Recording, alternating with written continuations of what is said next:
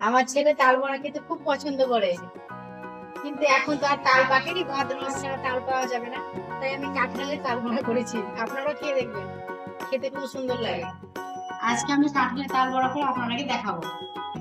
দেখুন, তার জন্য আমি কাঁঠাল নিয়ে নিয়েছি, কাঁঠালের বীজগুলো। এবার আমি একটা পরিষ্কার ন্যাকড়া নিয়ে নিয়েছি, এই ন্যাকড়াটা আমি রসগুলো, পরিষ্কার একদম রসগুলো চিপে নেব। রসটা আমি চিপে বের করে নিয়েছি পরিষ্কার ন্যাকড়া দিয়ে। তার জন্য ময়দা নিয়ে নিয়েছি, চিনি আর 1 কাপ দুধ নিয়েছি, আর এই সুজি আছে, এগুলো দিয়ে আমি মেখে নেব। চিনিটা দিয়ে দিচ্ছি, পরিমাণ মতো চিনি দিয়ে দিলাম। এবার ময়দাটা দিয়ে দেবো, সুজিটা আমি দিয়ে দিচ্ছি, সুজিটা দিয়ে দিচ্ছি, 1 কাপ দুধ দিয়ে দিচ্ছি। এটা মেখে আমি 10 মিনিট ঢাকা দিয়ে রেখে দেবো। তারপরে তেলে দিয়ে লাল লাল করে ভেজে নেব।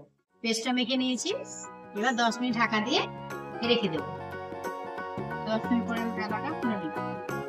এবার আমি তারপর রেডি হয়ে গেছে, এবার আমি ভেজে তৈরি করে নেব।